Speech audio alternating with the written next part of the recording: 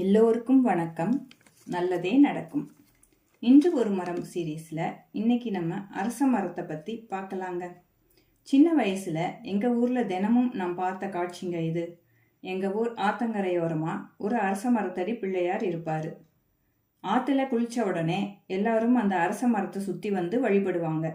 ஏன்னா காற்றுல இருக்கிற கார்பன் டை ஆக்சைடை அதிகமாக உள்ளே இழுத்து ஆக்சிஜனை வெளியிடுறதுல நம்பர் 1 இடத்துல இருக்கிறது அரச மரம் தாங்க. அதனால தான் அரச மரத்தை 107 தடவை சுற்றி வந்தால் குழந்தை பிறக்கும்னு நம்ம முன்னோர்கள் சொல்லியிருப்பாங்க போல இருக்கு. 108 முறை சுற்றும் போது நம்ம உடம்புக்கு தேவையான பிராணவாயு முழுசாக கிடைக்கிறதால உடம்பும் மனசும் முழுமையாக சுத்தி அடைஞ்சிருது. எண்ணமும் சிந்தனையும் தெளிவான நிலைக்கு வந்துடுது. இதனால தான் நியாயமான தீர்ப்புகள் அரச மரத்தடியில் கிடைக்கும்னு ஊர் பஞ்சாயத்துகளை அங்கே வச்சு நடத்தியிருக்காங்க. ஊருக்கு பொதுவான விஷயங்களும் அரச மரத்தடியில் கூடி பேசி முடிவெடுத்திருக்காங்க. அதே மாதிரி ஞான கடவுளாக இருக்கும் பிள்ளையாரையும் அரச மரத்தடியில் வச்சு கும்பிடுறாங்க போல இருக்கு. விஞ்ஞான ரீதியில் அரச மரம் அதிக குளிர்ச்சி உடையது. இதோட அகலமான இலைகளில் நீர்மம் அதிகம் இருக்கு. அரச மரம் நல்லா வளர்ந்த பின்னாடி அது உதிர்க்கும் இலைகளை பயன்படுத்தி 1 ஏக்கர் நிலத்துல உயர்ந்த விளைச்சல் எடுக்கலாமாங்க. ஒரு அரச மரம் ஒரு வருஷத்துக்கு 1 டன்ல இருந்து 4 டன் வரை இலை உதிர்க்குமா. அதிக அளவு உரம் வழங்குற மரம் அரச மரம் தாங்க.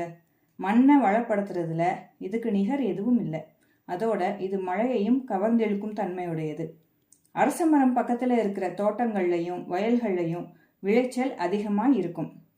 சித்த மருத்துவத்திலையும் குடல் புண் ஆறுறதுக்கும் தோல் நோய்கள் நீங்கிறதுக்கும் அரச மர பட்டையையும் விதையையும் கலந்து கஷாயமாக கொடுக்குறாங்க. இது மூல புண்களையும் குணமாக்குற வல்லமையுடையது. பகவத்கீதையில் கிருஷ்ணர் மரங்களில் நான் அரச மரம்னு சொல்றது மூலமா இதோட பெருமையை நாம தெரிஞ்சுக்கலாம். புத்தர் ஞானம் பெற்றதா சொல்லப்படுற கயால இருக்கிற போதி மரம் ஒரு அரச மரம் தான். கிமு 288 மௌரிய பேரரசர் அசோகர் இந்த மரத்தோட ஒரு கிளைய சமாதான தூதா இலங்கை மன்னருக்கு அனுப்பியிருக்காரு.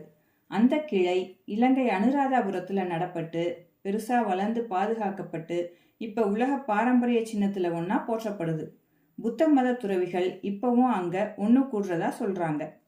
நம்ம முன்னாள் இந்திய பிரதமர் ஜவஹர்லால் நேரு அவர்கள் அவர் போற இடங்கள்ல அரச மரம் நடுறத விரும்புவாராம்.